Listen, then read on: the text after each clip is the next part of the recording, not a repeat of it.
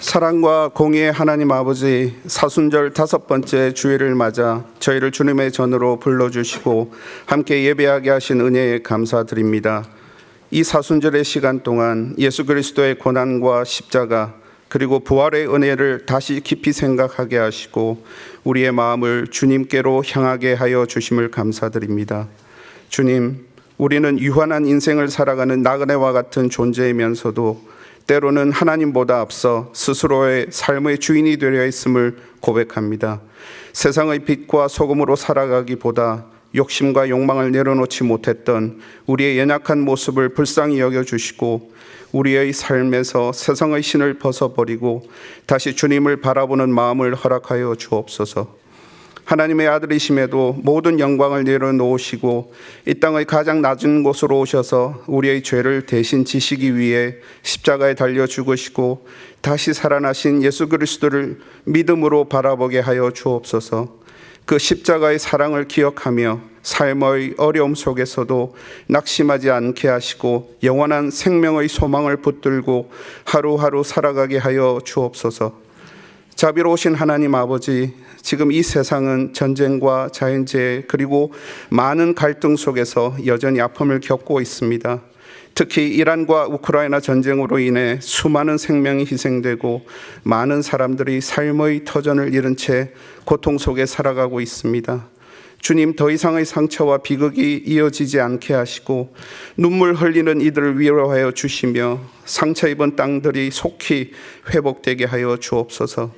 세계의 지도자들에게 지혜를 주셔서 갈등과 대립을 넘어 평화와 화해의 길을 찾게 하여 주옵소서. 또한 우리가 살아가는 대한민국을 주님의 손에 올려드립니다.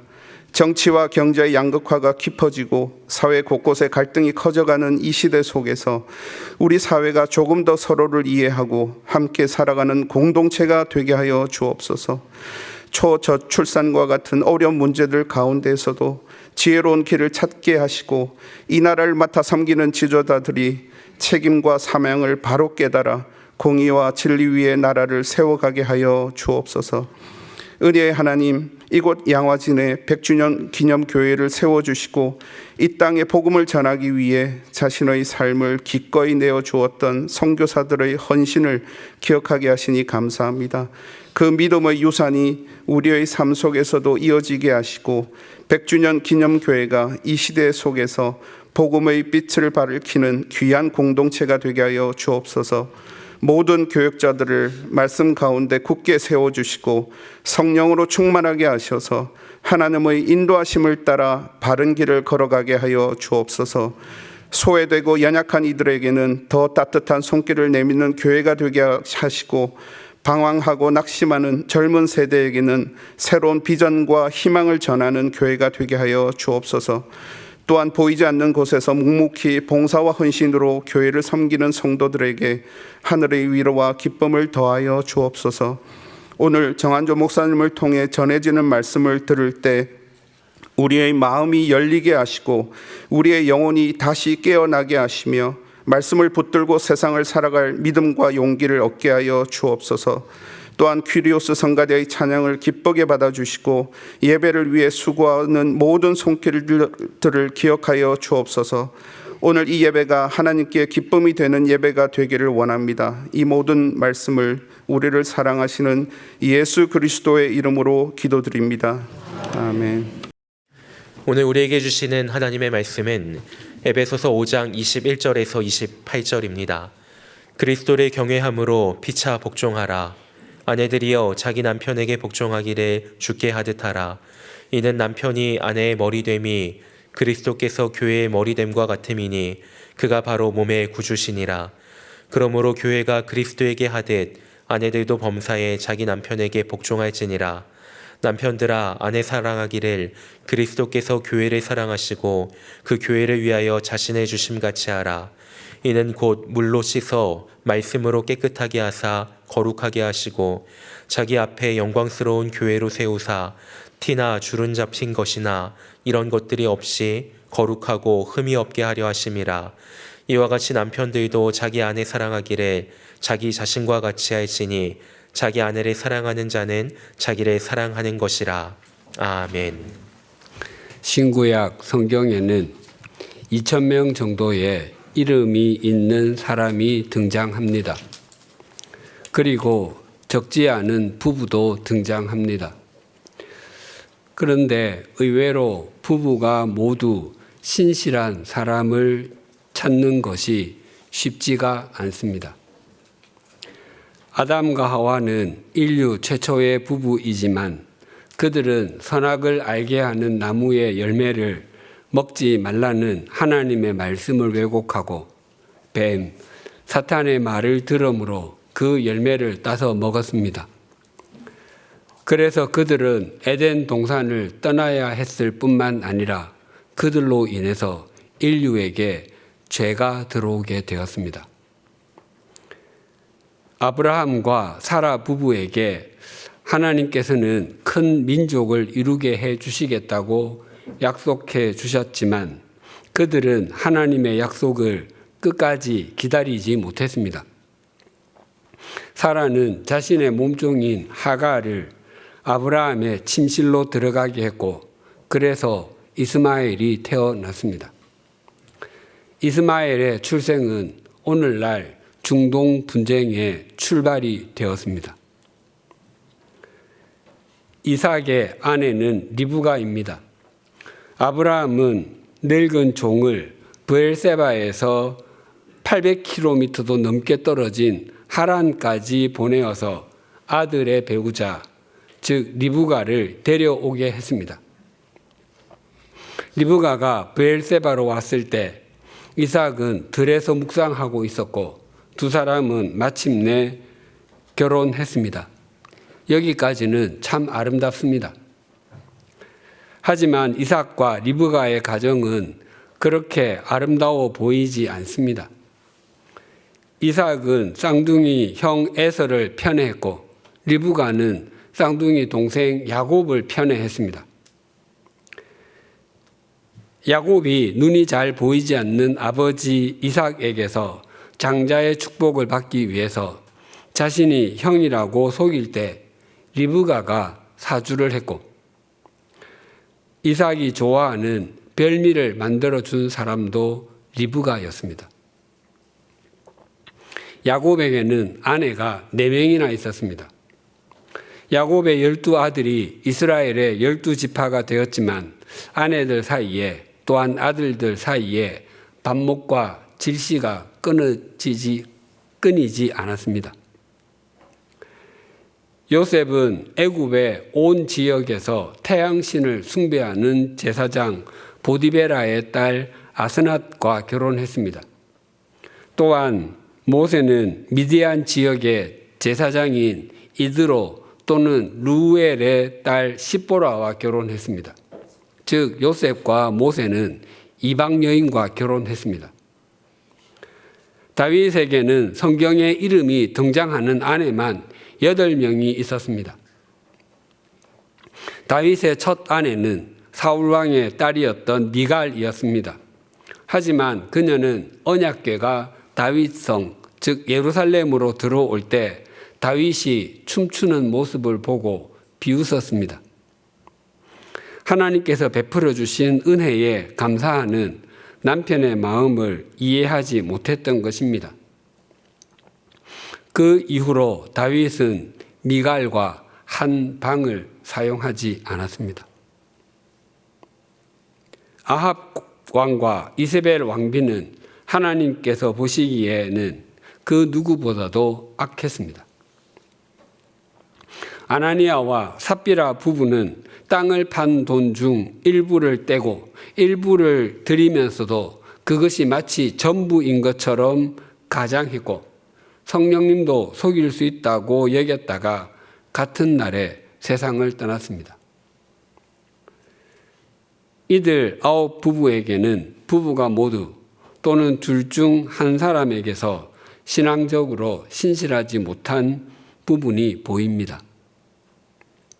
물론 성경의 인물 중에 아름다운 믿음과 삶을 보여주는 부부도 있는데 구약 성경에서는 모세의 부모인 아므람과 요게벳 그리고 다윗의 증조 부모인 보아스와 룻이 대표적입니다. 야곱의 가족 70명, 즉 이스라엘 자손은 애굽에서 총리가 된 요셉으로 인해서 애굽으로 이주하여 살게 되었습니다. 하지만 요셉이 죽은 후 어느 순간부터 그들의 신분은 노예로 전락하고 말았습니다. 애굽의 바로 왕이 이스라엘 자손의 신분을 노예로 만든 것은 그들의 숫자가 늘어나지 않도록 하기 위함이었습니다. 고대의 사람은 평상시에는 노동력을 의미했고 전시에는 국방력을 의미했습니다. 이스라엘 자손의 숫자가 늘어난다고 하는 것은 애굽을 위협하는 세력의 힘이 점점 더 커진다는 것을 의미했기에 그들의 숫자를 줄여야 했고 그래서 그들의 신분이 노예로 떨어지고 말았습니다.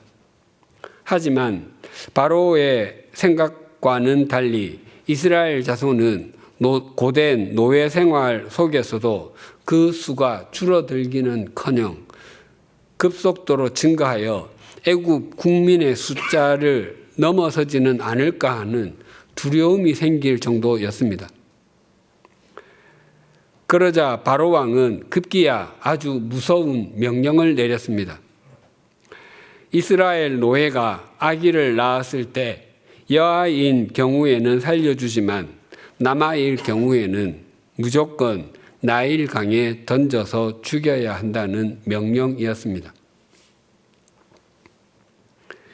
노예 생활만 해도 죽음과 같은 고통일진데 그 위에 더하여 갓 태어난 핏덩이 아들마저 강물에 던져 죽여야 한다면 그때 이스라엘 자손이 겪어야 했을 절망을 어찌 상상인들 할 수 있겠습니까?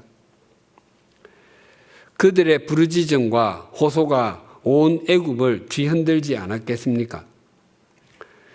하나님께서 이스라엘 자손을 하나님의 백성답게 만들어 가시기 위해서 그들로 하여금 노예 생활을 거치게 하신다고 할지라도 그들을 이런 상황에까지 이르게 하신다는 것은 아무리 생각해도 너무하지 않습니까? 그때 태어난 아기가 이스라엘 자손을 출애굽하게 한 지도자 모세였습니다. 그것은 하나님께서는 이스라엘 자손을 외면하시거나 내팽겨 치신 분이 아니시라는 것입니다. 그 장면을 이렇게 전합니다. 출애굽기 2장 1절과 2절입니다.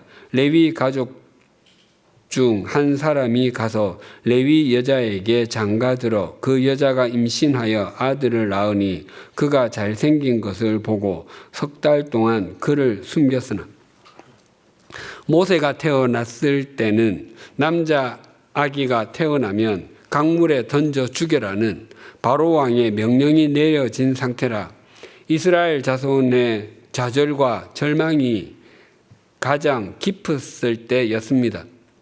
바로 그때 모세가 태어났다고 합니다.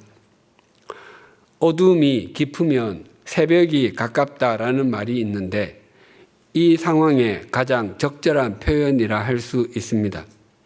이스라엘 자손이 가장 고통스러워하던 그때가 실은 출애굽의 여명이 밝아오는 출발이었다는 것입니다. 그들에게 좌절과 절망이 깊어지고 더 이상 자신들의 능력으로 할 수 있는 것이 아무것도 없다고 여겨지던 그 순간은 하나님의 구원의 역사가 시작되는 순간과 겹쳐지고 있습니다. 이처럼 우리가 하나님을 바라보느냐와 그렇지 않느냐에 따라 우리가 처한 상황과 우리가 걸어야 할 길에 대한 의미가 완전히 달라집니다. 그리고 모세가 이스라엘 자손을 출애굽하게 하는 통로로 쓰임을 받게 된 데에는 그에게 믿음의 부모가 있었기 때문입니다. 모세의 부모 아므람과 요게벳에게 아들이 태어나는 순간에 그들은 그 아들을 나일강에 던져야 했습니다. 그것이 바로왕의 명령이었습니다. 그러나 그들은 바로왕과 비교할 수 없는 하나님을 바라보았습니다. 그래서 모세의 부모의 행동을 이렇게 말씀합니다. 히브리서 11장 23절 상반절을 새번역 성경으로 읽어드리겠습니다. 모세가 태어났을 때에 믿음으로 그 부모는 석 달 동안 아기를 숨겨두었습니다. 모세의 부모는 바로왕의 명령을 어기고 아기를 석 달 동안 숨긴 상태로 양육했습니다. 더 이상 그럴 수 없게 되자 갈대로 엮은 상자를 물이 새지 않도록 그 속에 역청과 나무 진으로 칠했습니다. 즉 방수 구명 보트를 만들었던 것입니다. 부모는 아기를 그 상자 속에 누인 뒤 뚜껑을 덮고 그 상자를 나일강 갈대 사이에 두었습니다. 그리고 그 아기의 누나로 하여금 어떻게 되는지 멀리서 지켜보게 했습니다. 그것이 아기를 살리기 위한 최선의 방법이라고 여겼기 때문입니다. 비록 부모는 자기 아기를 더 이상 지킬 수 없을지라도 하나님께서 반드시 그 아기를 지켜주실 것을 믿었습니다. 만약 그런 믿음이 없었다면 석 달 동안 아기를 숨겨서 기르지도 않았을 것이고 물이 새지 않는 갈대 상자에 아기를 넣고 그 결과가 어떻게 되는지 아기의 누나로 하여금 지켜보게도 하지 않았을 것입니다. 모세의 부모에게는 하나님을 믿는 믿음이 있었고 자신의 삶의 자리에서 구별되게 살기를 원했기 때문입니다. 그리고 신약 성경의 인물 중 두 사람이 모두 신실했던 대표적인 부부는 예수님의 육신의 부모인 요셉과 마리아, 세례자 요한의 부모인 사가랴와 엘리사벳, 그리고 바울의 동역자인 아굴라와 브리스길라가 있습니다. 바울이 아굴라와 브리스길라 부부를 만날 때의 장면을 이렇게 말씀합니다. 사도행전 18장 1절에서 4절입니다. 그 후에 바울이 아덴을 떠나 고린도에 이르러 아굴라라 하는 본도에서 난 유대인 한 사람을 만나니 글라우디오가 모든 유대인을 명하여 로마에서 떠나라 한 고로 그가 그 아내 브리스길라와 함께 이달리아로부터 새로 온지라. 바울이 그들에게 가매 생업이 같으므로 함께 살며 일을 하니 그 생업은 천막을 만드는 것이더라. 안식일마다 바울이 회당에서 강론하고 유대인과 헬라인을 권면하니라. 바울은 고린도로 오기 전 아덴, 즉 아테네에서 하나님 나라의 복음을 전했습니다. 하지만 다른 도시에서와는 달리 거기서는 주님을 영접한 사람들이 아주 소수였습니다. 그리고 바울은 고린도로 왔습니다. 아덴에서 고린도까지는 사흘을 꼬박 걸어야 도착할 수 있는 거리였습니다. 그래서 그의 몸과 마음은 아주 힘든 상태였습니다. 당시 고린도는 로마 제국 내에 있는 도시 중에서 가장 타락했다고 여김을 받는 도시였습니다.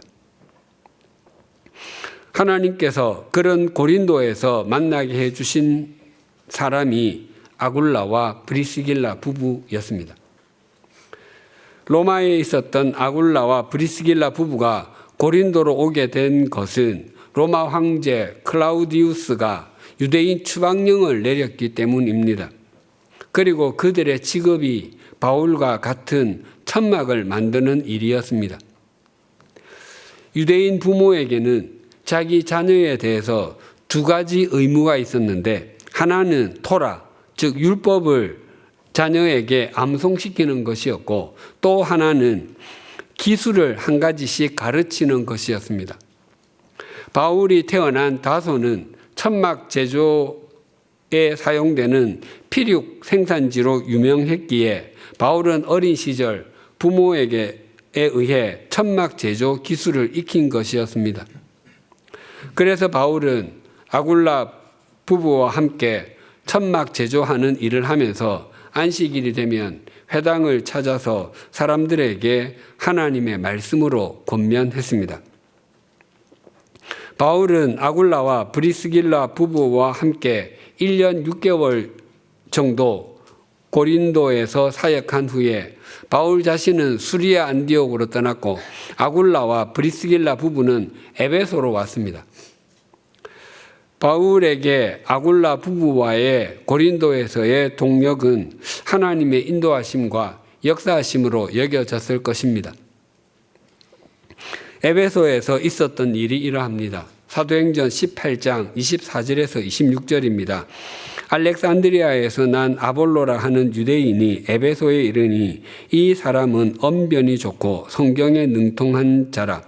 그가 일찍이 주의 도를 배워 열심으로 예수에 관한 것을 자세히 말하며 가르치나 요한의 세례만 알 따름이라. 그가 회당에서 담대히 말하기 시작하거늘 브리스길라와 아굴라가 듣고 데려다가 하나님의 도를 더 정확하게 풀어 이르더라. 알렉산드리아 출신으로 성경에 능통한 아볼로라는 사역자가 에베소에 와서 하나님의 말씀을 전했습니다. 당시 알렉산드리아는 로마 제국 내에서 로마 다음 가는 도시였고 그곳에는 세계 최고의 도서관이 있었습니다. 주전 250년에서 300년경에 히브리어로 된 구약 성경을 헬라어로 번역하였습니다. 그 성경을 70인역 성경 또는 셉투아진트라고 하는데 그 성경이 번역된 곳이 알렉산드리아였습니다. 아볼로는 성경에 뛰어난 실력이 있었지만 아쉽게도 요한의 세례까지만 알았습니다. 그것은 그가 예수님의 고난과 대속의 죽으심과 부활에 대해서는 잘 알지 못했다는 의미입니다. 그래서 브리스길라와 아굴라 부부가 그를 자기 집으로 데려가서 그에게 예수 그리스도의 십자가와 십자가의 예수 그리스도 그리고 예수 그리스도의 부활에 대해서 정확히 설명해 주었습니다. 아볼로는 성경, 즉 구약 성경에 뛰어난 사람이었습니다. 그는 바울이 개척한 고린도 교회의 두 번째 사역자가 되었습니다. 그리고 바울파, 게바, 즉 베드로파와 더불어 아볼로파가 생길 정도로 말씀을 잘 전했습니다. 아굴라와 브리스길라는 그 아볼로에게 예수 그리스도의 복음에 대해서 정확하게 일러 주었습니다.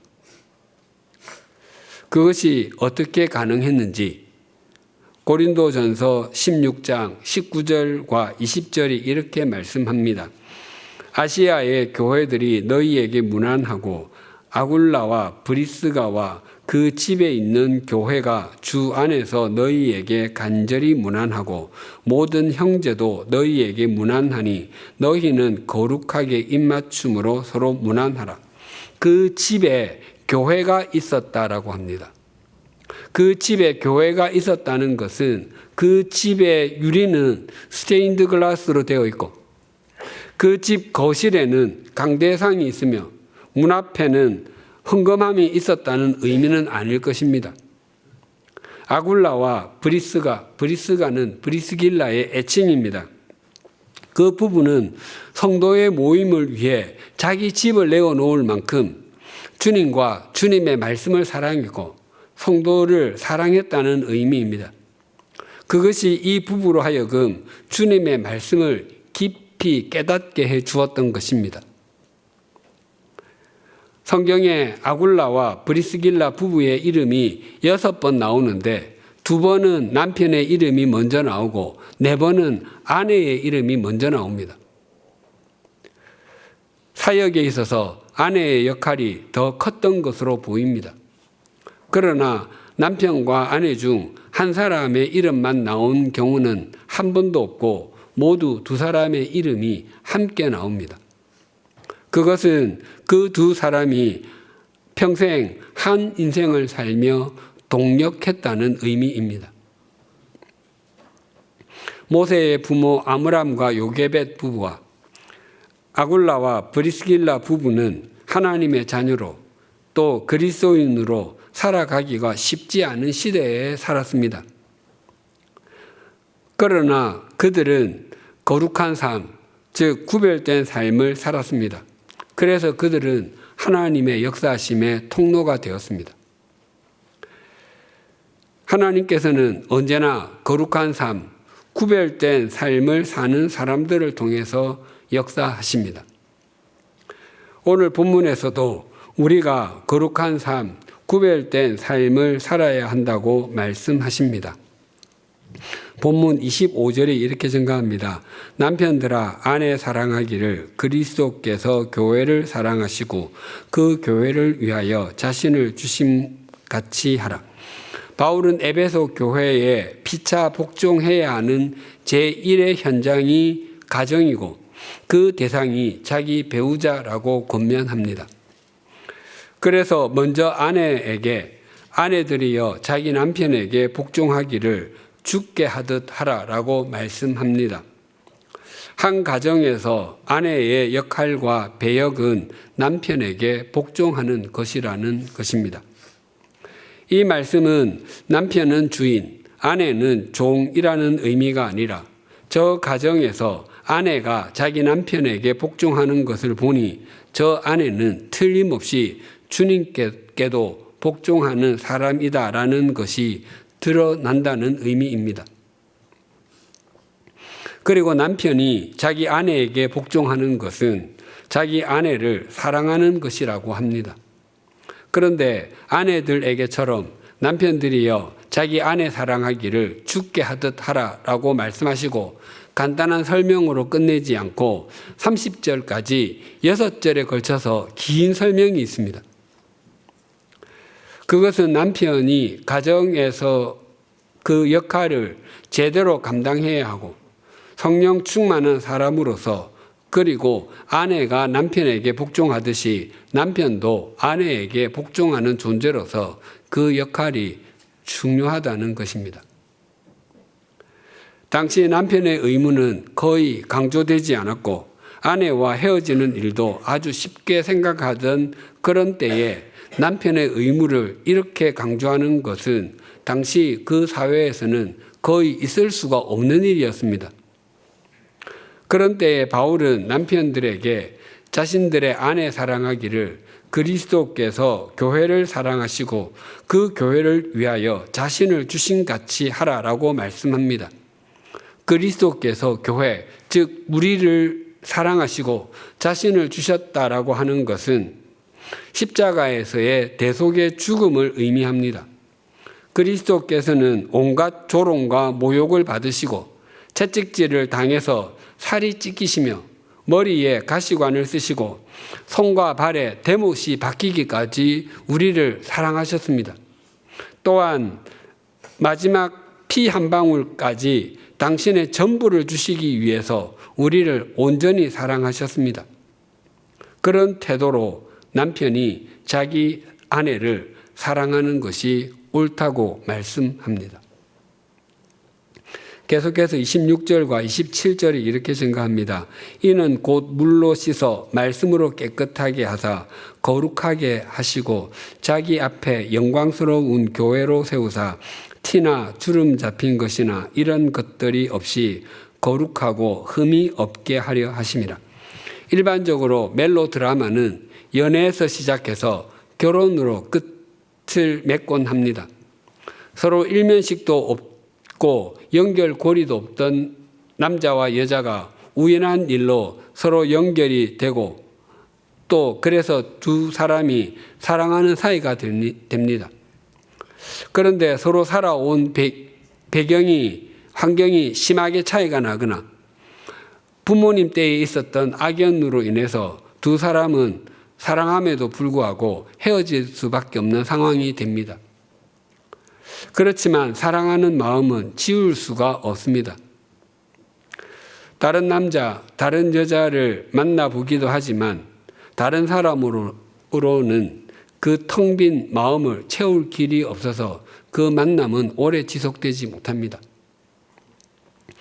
정말 사랑했던 사람, 지금도 여전히 사랑하는 사람을 한 번만이라도 만나고 싶은 마음이 간절하지만 만나지지 않습니다.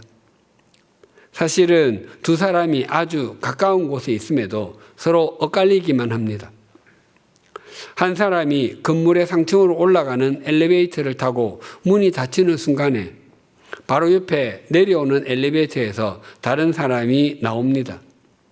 그러면 그 드라마를 보는 사람들은 아휴, 조금만 늦게 타지, 조금만 일찍 내려오지 라고 생각하며 안타까워합니다.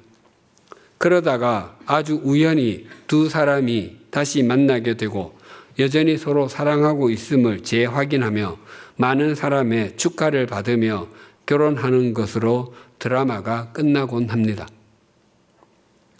그러나 실제의 삶에서는 결혼이 끝이 아니라 새로운 시작입니다. 결혼 생활이 시작되면 자신의 배우자가 결혼 전에 보고 알았던 사람이 맞는지, 내가 다른 사람과 사는 것은 아닌지 하는 생각이 들기도 합니다.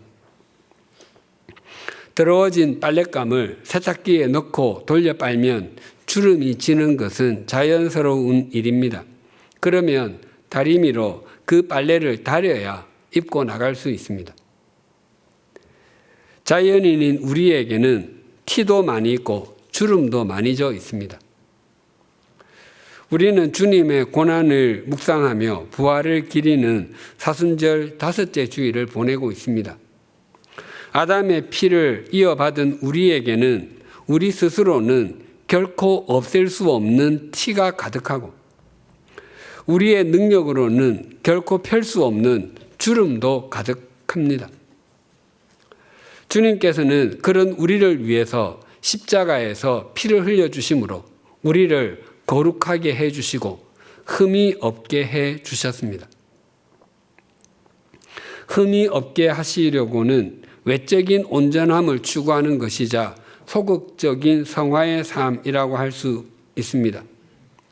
주님께서 우리를 흠 없게 하려고 하신다라는 것을 다르게 표현하면 현재는 흠이 있다라는 의미입니다. 흠의 사전적인 의미는 어떤 물건에 이지러지거나 깨어지거나 상한 자국, 어떤 사물에 모자라거나 잘못된 부분, 사람의 성격이나 언행에 나타나는 부족한 점입니다. 그렇습니다. 자신의 삶에서 이지러지거나 깨어지거나 상한 자국이 없는 사람은 아무도 없습니다. 또한 자신의 삶에서 모자라는 부분도 없고 잘못된 것이 하나도 없는 사람도 없습니다. 그리고 자신의 성격이나 언행이 완벽한 사람도 없습니다. 그렇게 보면 우리 모두는 흠투성이들입니다. 특히 자기 배우자 앞에서, 가족 앞에서 자신이 얼마나 흠이 많은지를 더욱 또렷하게 확인하게 됩니다. 흠이 없는 것이 외적인 온전함이고 소극적인 성화의 삶이라고 한다면 거룩해지는 것은 내적인 온전함이고 적극적인 성화의 삶이라 할 수 있습니다. 성경에서 말하는 거룩은 구별을 의미하는데 외적인 구별이 아니라 내적인 구별입니다. 우리는 가정을 꾸려가는 어줍지 않은 행동과 배우자와 자녀라는 거울에 비친 자기 모습을 보면서 현재 자기 자신의 모습이 얼마나 엉터리인지와 얼마나 형편없는지를 확인하게 됩니다. 또한 아직 가야 할 길, 성화의 길이 까마득하게 남은 것도 확인하게 됩니다. 거룩하고 즉 구별되고 흠이 없는 삶을 살아가려고 하는 것을 구체적으로 표현하면 하나님 앞에서 세속적 가치관과 욕망의 신을 벗는 것입니다. 부부가 서로 사랑함으로 또한 가족이 서로 사랑함으로 그리고 우리가 주님 안에서 서로 사랑함으로 점점 거룩해지고 흠이 없게 되어 가십시다. 고래로부터 지금까지 세상은 눈에 보이는 것이 전부인 세속적 가치관의 틀을 가지고 나왔습니다. 만약 우리 그리스도인이 또한 교회가 세상과 같이 세속적 가치관의 틀을 가지고 나아간다면 그리스도인과 교회는 존재에 의미가 없습니다. 비록 그가 아무리 많은 것을 가진 사람이라 할지라도 또한 높은 자리에 앉아 있을지라도 의미가 없습니다. 또한 그런 틀을 가진 교회라면 그 교회에 아무리 많은 사람이 모일지라도 또한 아무리 큰 예배당을 지니고 있을지라도 의미가 없습니다. 왜냐하면 세속적 가치관을 추구하는 교회는 이미 교회가 아니기 때문입니다.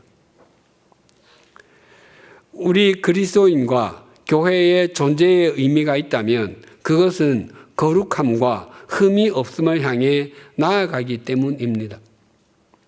그것이 교회의 교회다움을 지니는 것이며 교인의 교인다움을 견지하는 것입니다. 예수 그리스도께서 십자가에서 피를 흘려주셔서 우리에게 영원한 생명을 주셨음을 믿는다면 거룩한 삶과 흠이 없는 삶을 향해 걸어가십시다. 우리 그리스도인이 세속적 가치관을 따르는 순간부터 세상에 동화되어 버린다면 그리스도인의 그리스도인됨은 상실해 버리고 맙니다. 하나님께서는 언제나 세속적 가치관을 따르지 않고 거룩한 삶과 흠이 없는 삶을 추구하는 사람을 통해서 또한 하나님 앞에서 신을 벗는 사람을 통해서 하나님의 역사를 행하시고 교회와 세상을 맑히고 밝혀 오셨습니다. 우리가 거룩한 삶과 흠 없는 삶을 살게 되면 우리 역시 하나님의 역사의 통로가 됩니다. 반드시 그렇게 됩니다. 이렇게 확신할 수 있는 이유가 무엇인지 아십니까? 하나님께서는 하나님 앞에서 신을 벗고 거룩한 삶과 흠이 없는 삶을 추구했던 모세와 여호수아, 아므람과 요게벳 부부, 그리고 브리스길라와 아굴라 부부를 통해서 하나님의 역사를 이미 행하셨기 때문입니다. 기도하시겠습니다.